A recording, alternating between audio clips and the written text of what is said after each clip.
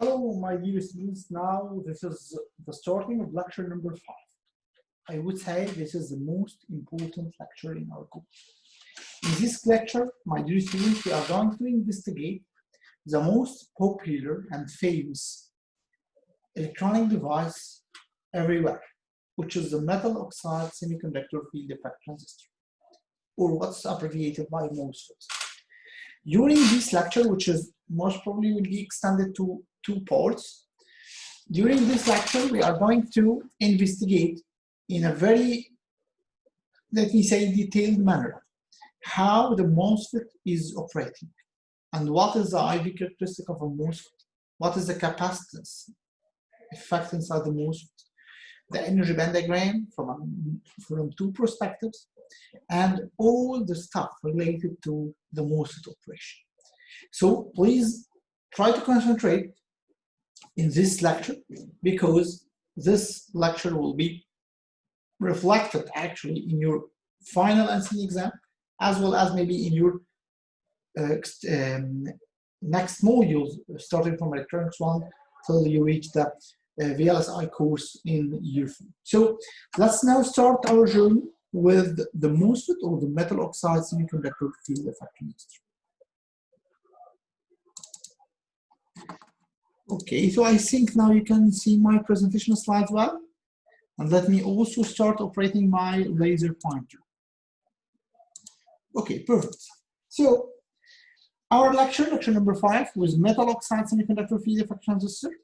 Let's start with the structure of our device. So this is the structure as a 2D or a 3D schematic. As you can see, this structure is a 4-terminal device. We have 4 terminals. It consists of what's called a substrate. For example, this substrate in this case is a p-type material. Then we have 2 doped regions, what we call the source and the drain. And then we have an oxide layer. You know that oxides are by default insulator, so we have a layer of an insulator. Normally, this is a silicon dioxide layer. And then we have the upper 3 terminal. We have a terminal connected to the source, which is the first N region to the left. We have a terminal connected to the drain, which is the second N region to the right. We have a metal contact just above the insulator. And we have a 4th terminal, which is directly connected to the substrate. We call the body terminal. So this is generally the 4 terminals constructing the MOSFET. We have here an N region, an N region. In between, we have a P region, which is the substrate, and here is the insulator. So in order to study the device, we will repeat what we already have did with the PN junction. We're first going to study the thermal equilibrium condition. I mean, when there is no applied external voltage to these 4 terminals of the device. In order to investigate this, we will first start to describe this device in the form of an energy band diagram, or the energy band diagram sketching for the device. Here I'm just going to use my annotation, and then I'm going to plot this line. What we are going to do, my dear students, is that we are going to sketch the energy band diagram for this, for this region. So, as you can see, let me now reoperate my pointer.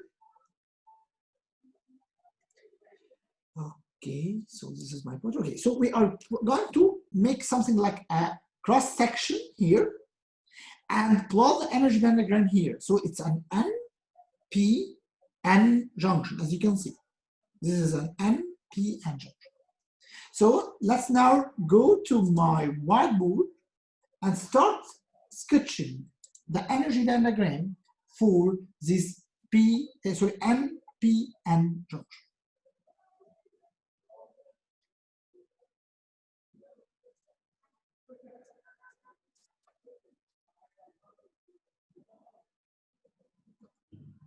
Okay, so let's stop sharing and let's start showing. So let me first plot very quickly the schematic for the transistor. So okay, so as we just mentioned, we start with a substrate, what we call a P substrate. Then we make two doping processes in order to convert this into an N plus, and this is an N plus. By the way, the superscript plus here means higher doping, because simply when you have a P region and you want to convert this region to be an N, you should make a higher doping than the existing P in order to turn it to be an N region. Then we have a contact here, which we call it the source.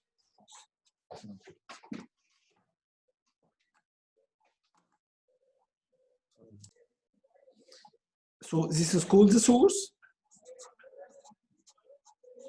Maybe later on in this lecture we will know why we call it the source. And then we have this another terminal, which calls the drain. Here we have an oxide layer. So this is insulated, this is oxide layer. Most probably this is silicon dioxide. In some new devices we have silicon nitride also. And then we have the contact. This is called the gate contact. And this is the body contact.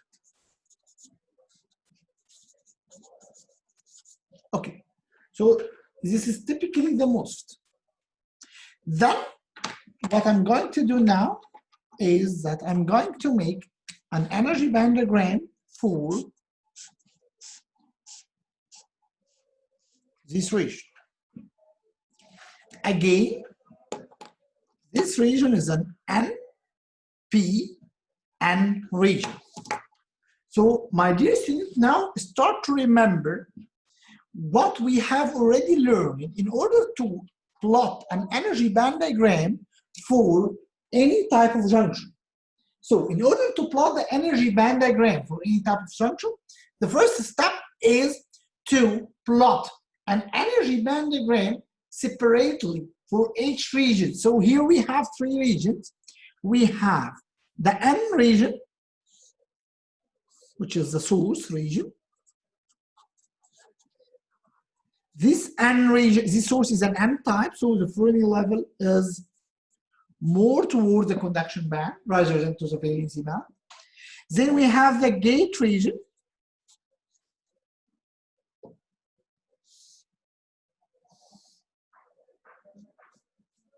The gate region is a P-type region. As you can see, this region is a B-type region. And finally, we have the drain region,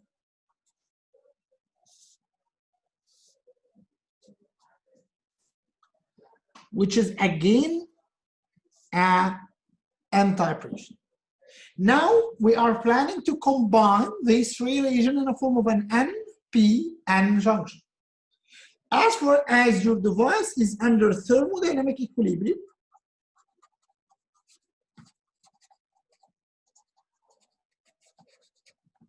then your first step is to plot a constant Fermi level, because under thermodynamic equilibrium, the Fermi level is constant.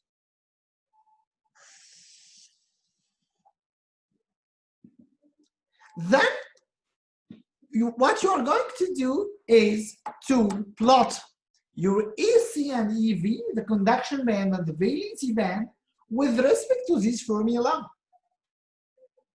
So, as you can see here, the conduction band is more closer to the Fermi level because this is an N-type region.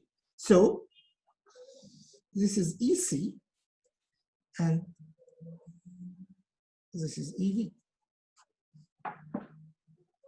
But here, this is a P region. And finally, This is an N region. So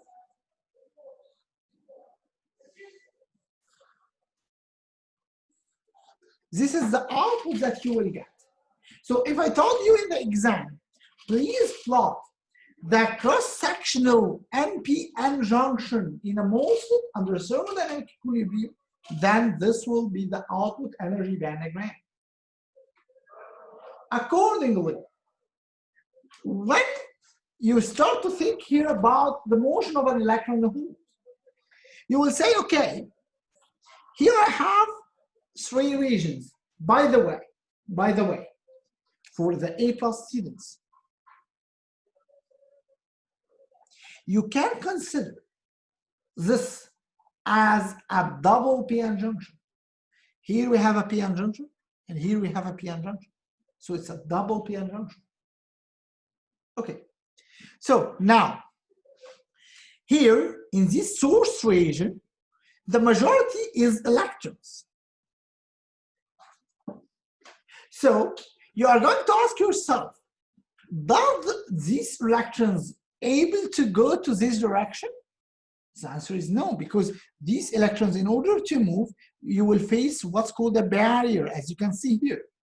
So in order to make these electrons move, you have to get rid of this barrier. Okay, then the other side, which is the drain side, again, the majority here is in electrons. So does these electrons capable of moving to the left? Again, the answer is no, because this electron will face this barrier and will not be able to move. What about the region in between, which is what we call the gate region, this region? In this region, the majority is holes. And if you remember, and I believe that you remember, that the energy of holes increase by going downward. So from the hole perspective, these holes face double barriers, one on the right and one on the left. And so these holes will be kept bounded here and will not be able to move either in this direction or in this direction.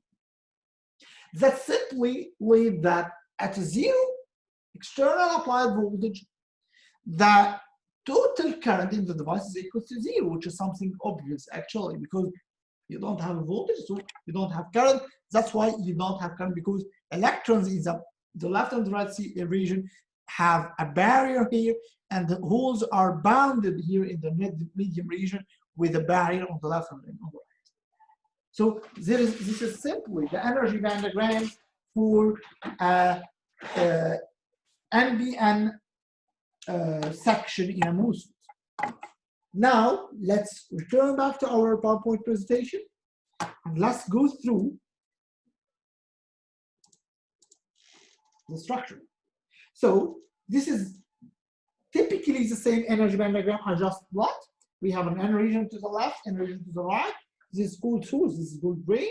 We have a gate in between, and this gate is acting as a barrier. So electrons on the left will not be able to go to the right, and electrons on the right will not be able to go to the left. So in order to make current flow, basically or logically, the first step is to get rid from this barrier.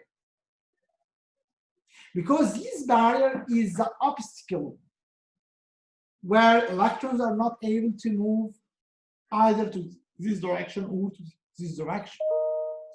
The question is, how to get rid from this barrier? And now the answer will be here in this gate voltage.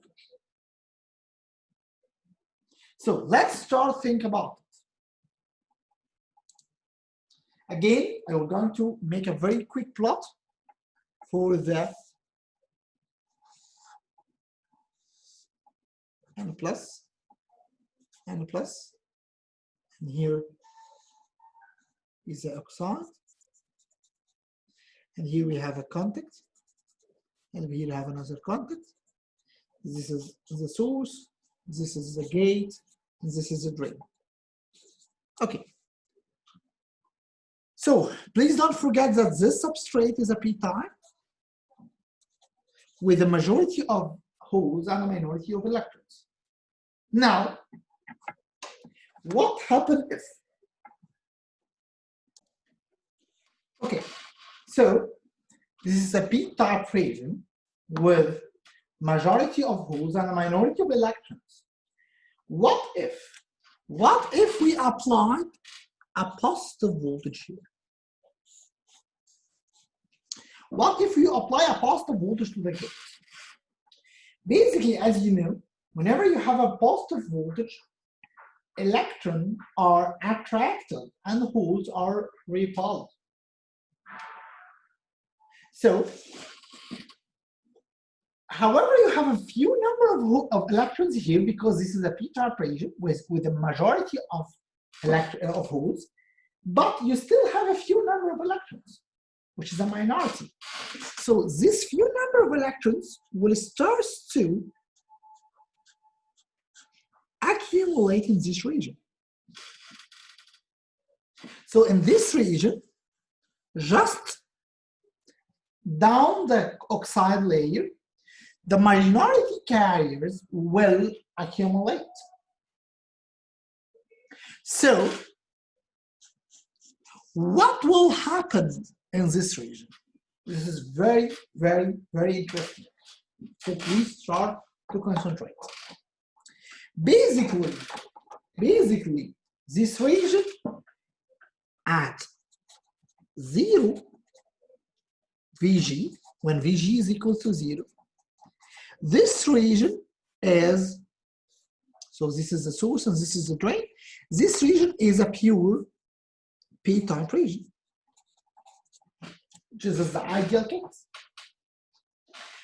When you start to increase the Vg with a positive value, then some holes will start to be attracted to this positive voltage, and then some electrons, not holes. So some electrons will start to be attracted to this region, and then this region will be turned to be intrinsic. Why it will be turned to be intrinsic? Very good question. Basically, this region includes a huge number of holes. It's a p-type region. Now, this holes starts to be compensated by electrons who are attracted to the positive charge applied to the gate. So this region turns to be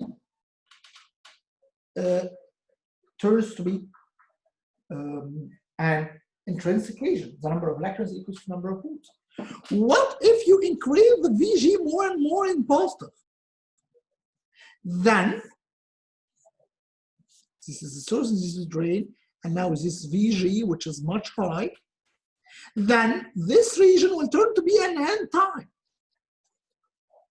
You accumulate all the electrons in the substrate to be located only in this region. So the number of electrons in this reddish region starts to be greater than the number of holes, and then this turns to be an n-type region.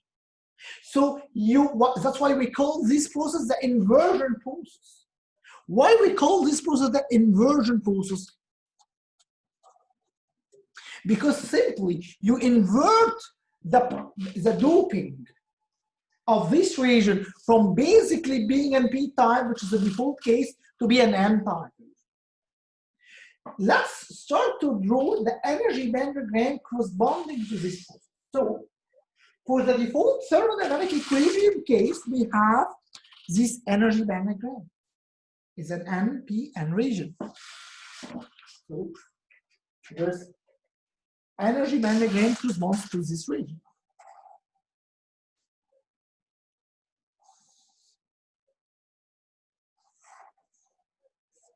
As you can see, this is n, this is p, and this is n. Now, you turn this region to be an intrinsic region. So the energy band diagram will be something like that.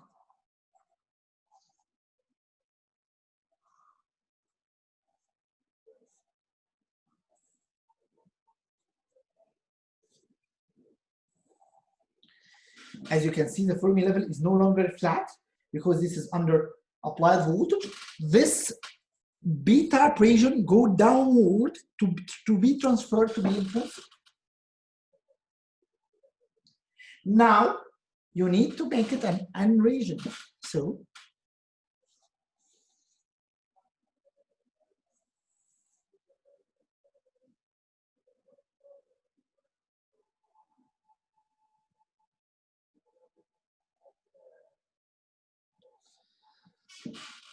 now you get rid from the barrier. The barrier which prevent electrons from going to the right to the left or from going to the left to the right will no longer exist, because this P region is pulled down, is picked up down, so that you have a flat band, and now electron can move either in this direction or in this direction. As I told you, this is called what's called inversion process. So you invert this region from being a p-type by default to being an n-type. Accordingly, electron can now move. So we call this process the inversion.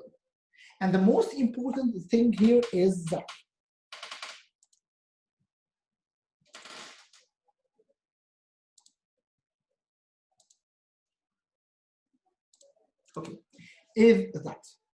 whenever you add this positive voltage and the inversion process occurs, I mean this small region just down the insulator becomes a positive, an n-type region, we call this voltage a very important name. We call it the threshold voltage. So what is the definition of a threshold voltage?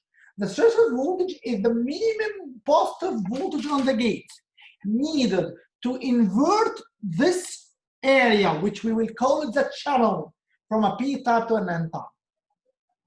We call this as a channel because this is the channel linking the source to the drain. So the positive value on the gate, the positive value on the positive voltage on the gate, capable of inverting this region, this channel, to be an N region and creating a link between a source and drain, this will be called that threshold region. The threshold voltage. So whenever the volt is smaller than this threshold, which is the case like this one, which is the case like this case, herein no current will be able to flow.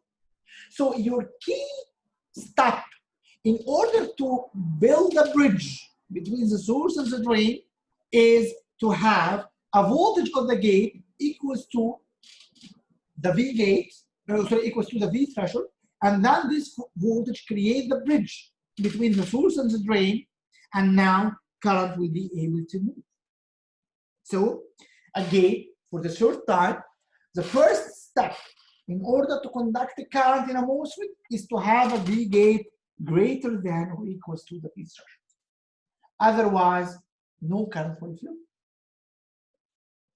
Okay, that's perfect. Okay, that's perfect. So now, by inserting a positive voltage on the gate with VG greater than or equal V threshold, this channel will be created, and now you have a link between the source and the drain. But the question is this enough to create an electrical current? Let's start to understand. So basically, you have an energy band diagram that looks like that.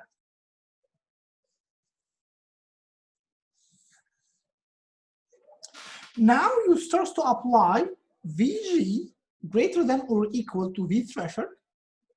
Sometimes we call it VT, or sometimes we call it VTH. I prefer to call it VTH actually, because usually we use VT for the terminal voltage. So by doing this, we get this P region to be an N region, so we get something like that.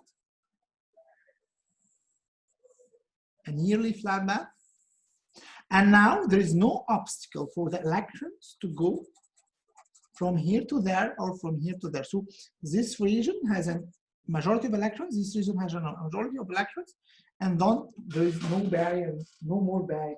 But the question is, what should force the electrons to move? Okay, there is no barrier, you're right, but there is no motivation. Electrons need some sort of motivation, some sort of force, in order to move either from this direction to this direction, or from this direction to this direction. So if you remember, we call this source, this is gate, and this is drain. So basically, source and drain are grounded. So the same potential energy in both sides, no reason for the electrons to move. In order to force your electrons to move, you have, for example, to add here a positive voltage on the drain. Now, no barrier exists, no obstacle exists, because V grade is greater than or equal V threshold. Then you have an attraction force to the right. Accordingly, electron will automatically move from the source to the drain.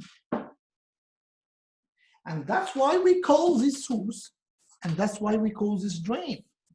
Because this is the source of electrons. And this is the drain where electron trip will be terminated.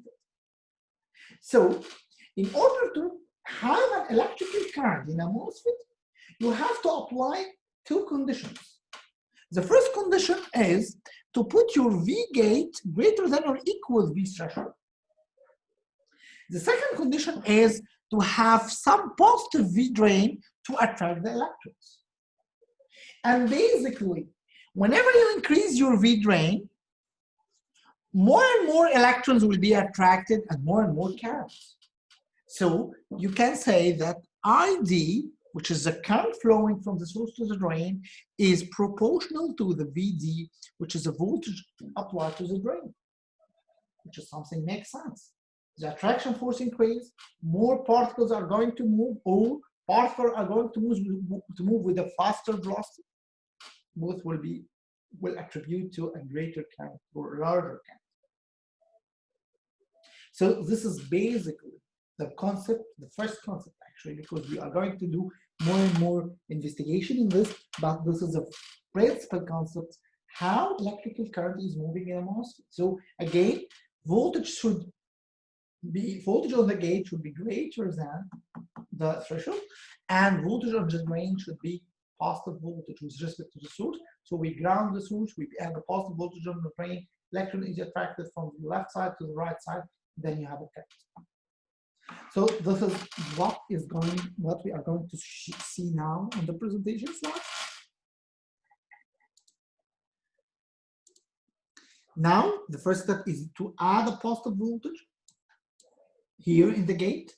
This positive voltage should be greater than V threshold.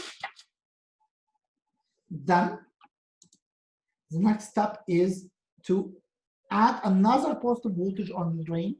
So this positive voltage will attract electrons to move in this direction. Okay, so up till now, life is to some extent easy, logical, makes sense.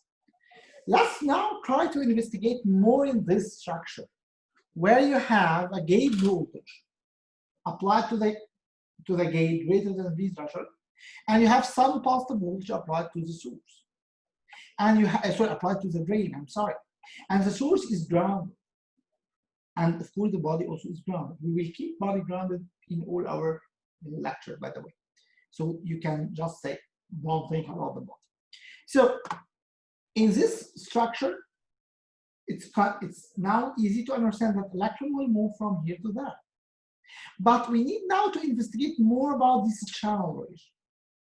So now what I'm going to do is to explore more understanding about this channel, which is the N region, linking the source to the drain, where electrons can pass from the source to the drain.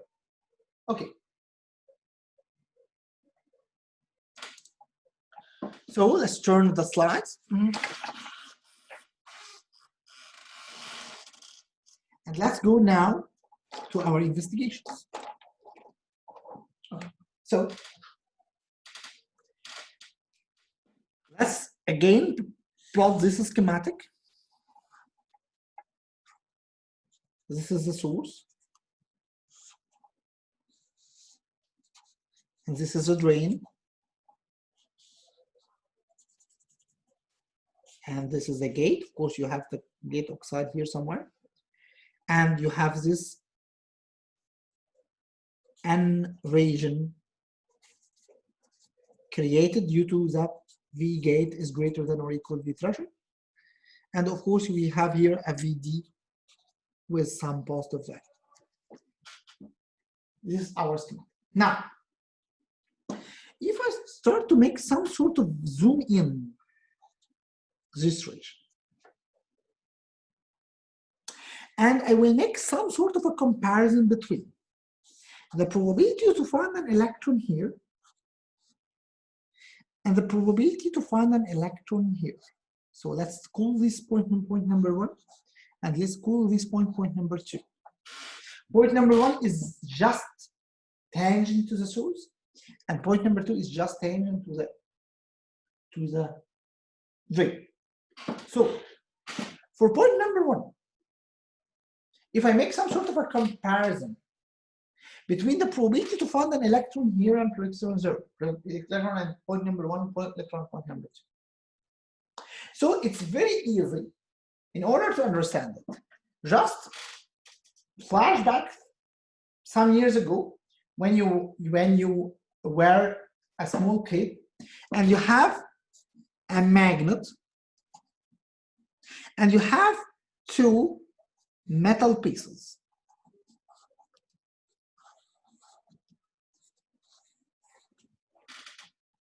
So the magnet is a positive voltage. This is the attraction force to the electron.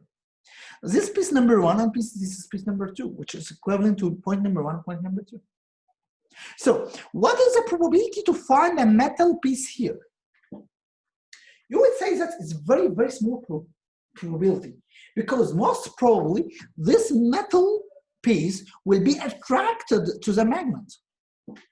So most probably when the metal piece is very close to the magnet, it will not stop and it will directly go to the magnet and it will be attracted to the magnet.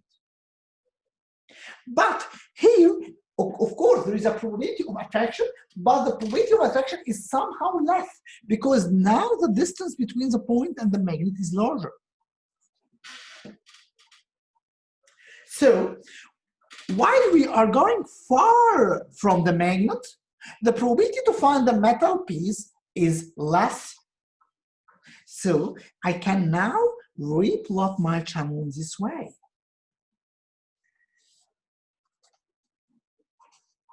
This is the drain with some positive charge. This is the gate with also some Vg greater than V threshold. And this is the source, which is grounded. And I will plot my channel in this way.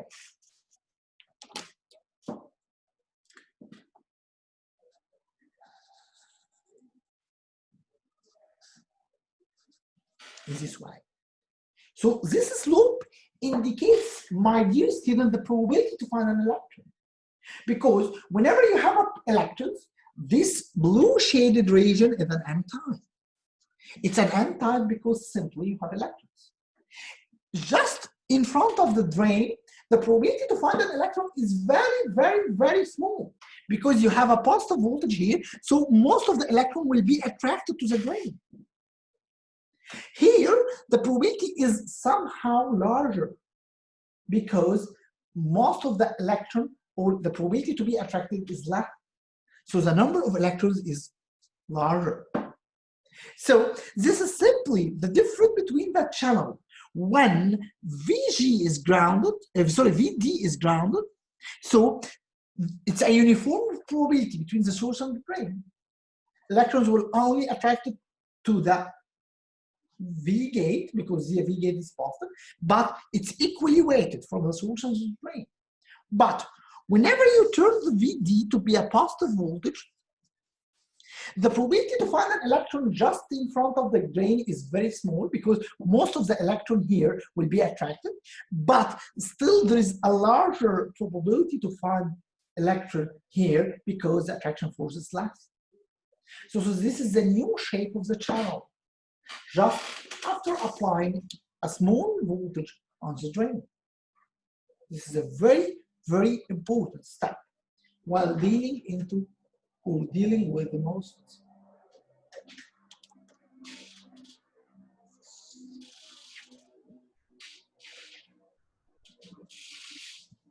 So now, my dear students, let me return back to the presentation. Here, this is the normal way of the channel, but with increasing the VD, the drain voltage, the channel will be turned to have this slope, as you can see. And we also describe in details what is meant by this slope, as the probability to find an electron just near to the drain is very low. However, the probability to find an electron far from the drain is higher. Whenever you are going far from the drain, whenever the probability to be more higher and higher. Okay, so this is the point. Now, what if we increase this drain voltage more and more? What happens if we increase this drain voltage higher and higher? What will happen? So simply what you are going to say is that, okay, this is very normal. Now, this is the attraction force. This is the effectiveness of the magnet. So when you use a stronger magnet, the probability will decrease. So because stronger magnet means that you attract more and more, so the probability to find an electron decrease till you reach a very, very important point, which we call it the pinch-off point. What is the pinch-off point? It is the voltage applied on the drain, at which the probability to find an electron just in the front of the drain is equal to 0. The width of the channel tends to 0 here.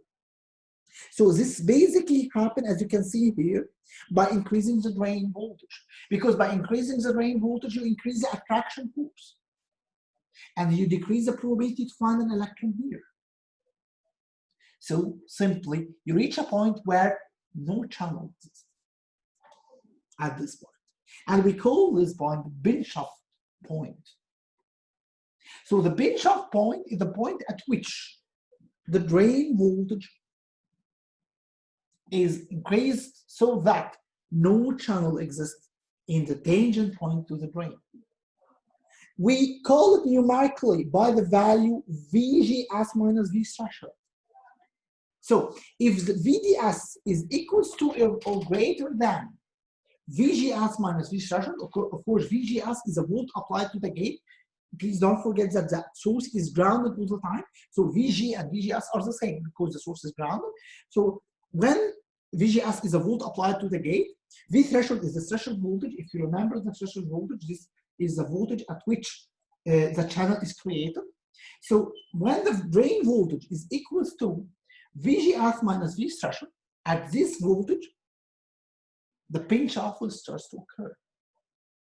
What if you increase VDS to be larger than VGS minus V threshold?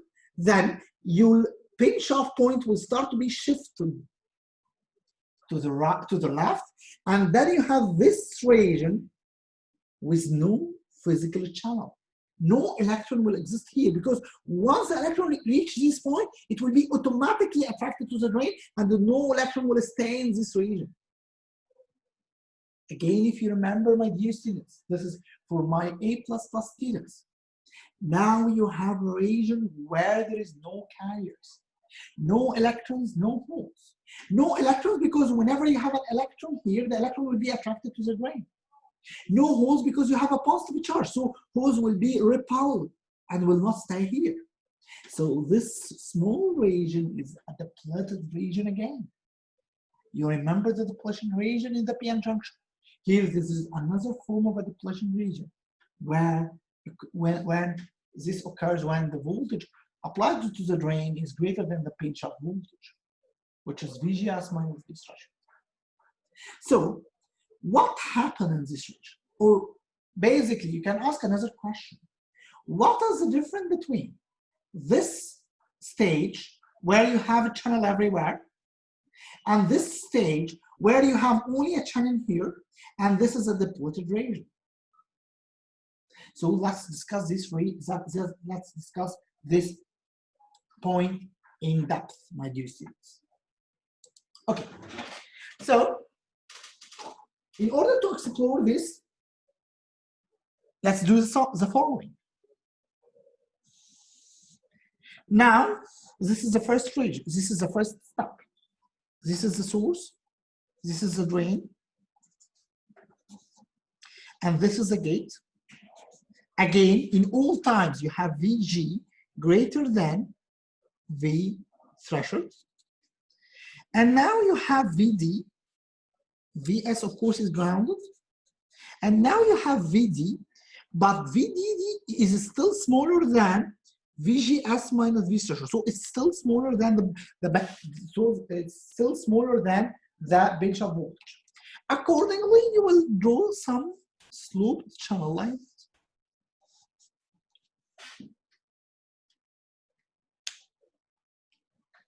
But if I told you, please plot me the schematic of a MOSFET, another MOSFET, but with VD greater than VGS minus V threshold, which is the bench off. So you are going to do something like that.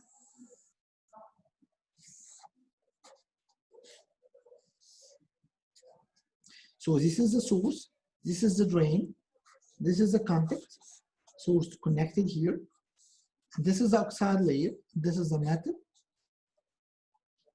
This is VG. Again, it's greater than V threshold.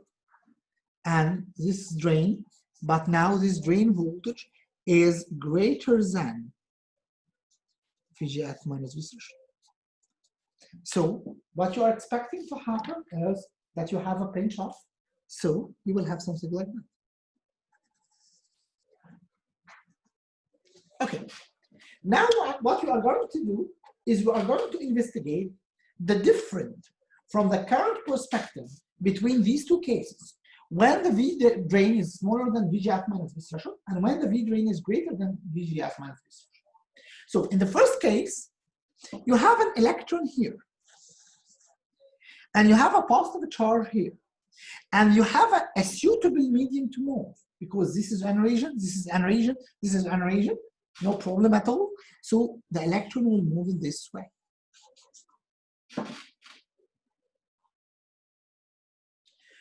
Does electron face any sort of resistance? Of course, yes, because electron is moving in a medium. This medium has some sort of a mobility, and of course it has a conductivity and resistivity, and so on. So this electron is moving in this direction. While the voltage VD increase, the current ID will increase, because simply you are increasing the attraction force. So simply the current will, this attraction force will attract more electrons, or for the same electron, it will move in a faster way. I mean the V draft increase, so the current will increase. Very simple. And from this graph, you know that 1 over the slope is the resistance. 1 over the slope is simply the resistance. Okay, that's perfect. Let's now turn to case number 2. When VD is greater than VGS minus V threshold. Okay, then what's happened is you still have a part of the channel exists, no worries. But this region starts to be a depleted region.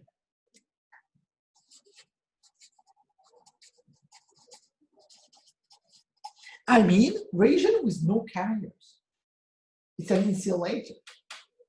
Okay, so it's an insulator. So what is the resistance for insulator? The resistance for insulator is a material where there is no current can pass. So this resistance will turn to be infinity. The resistance for an insulator is infinity. The resistance for a conductor, a super perfect ideal conductor, is 0.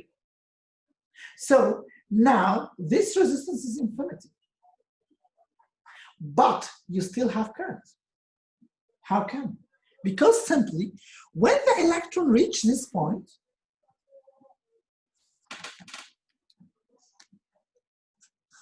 it is highly attracted due to this very large VD and pass directly to the drain.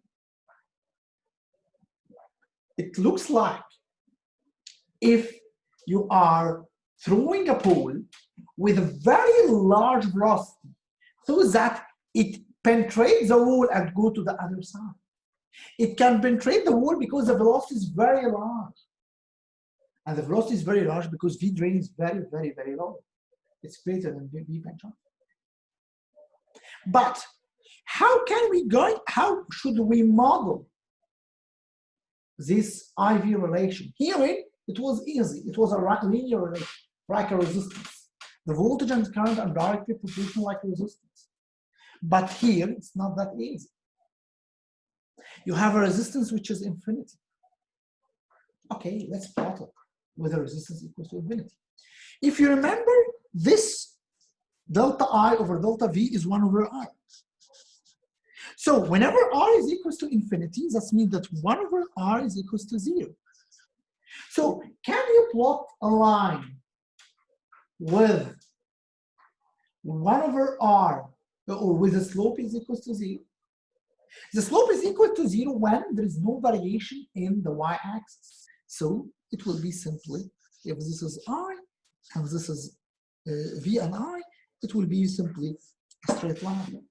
This line is with a 0 slope because delta Y is equal to 0. So the slope is equal to 0. So now you can plot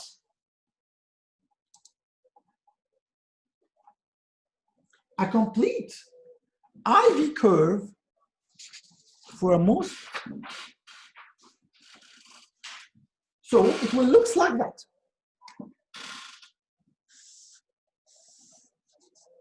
This is VDS and this is IDS. So you will have 3 regions. The first is under thermodynamic equilibrium, which is the origin point.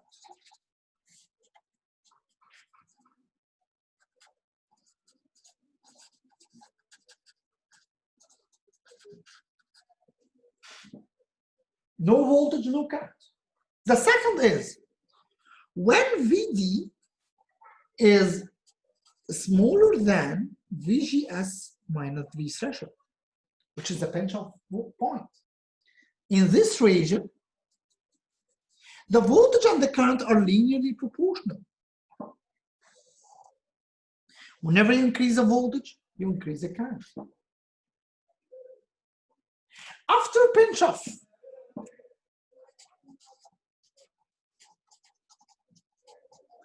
the current will stand to be constant.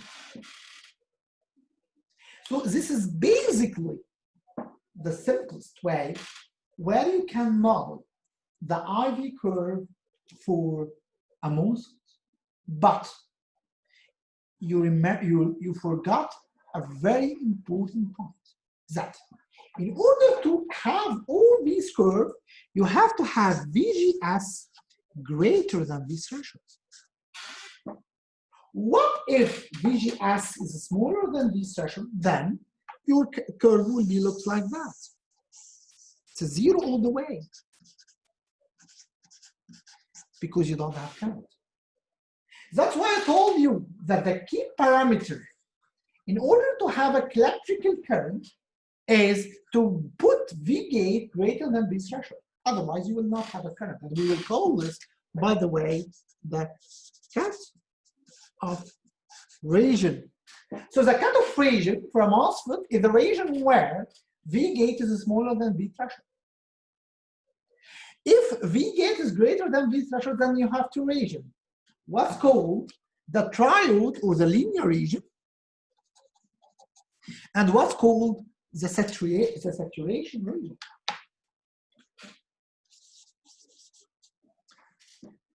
But both regions, the trial or the linear and the saturation, both occurs when VGS is greater than this threshold. So let me now return back to my presentation slides, please.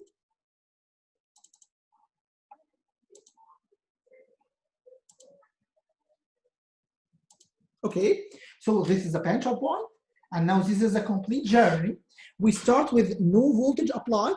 Whenever we apply a positive voltage on the gate, then a channel is created. After that, we start to apply a voltage on the drain. So this slope starts to create till we reach the pinch-off point. If we increase the voltage on the drain to be greater than the pinch-off point, the pinch-off voltage, then the pinch-off point will start to move toward left, and then the saturation occurs.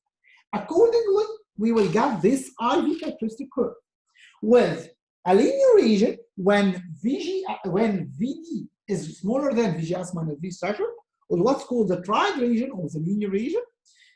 The other region is when VDS is greater than VGS minus V threshold, or what's called the saturation region. All this occurs when VGS is greater than V threshold. But if VGS is smaller than V threshold, which is the down curve here, we will call this the cutoff region. And unfortunately, this is somehow cut from the graph, but this arrow, this small black arrow on the bottom, indicate the cutoff region. So this is the ideal IV curve for a MOSFET. The final stage in this lecture is we are going to transfer from the ideal curve to the realistic curve. Ideally, you know that infinity is somehow a hypothetical value.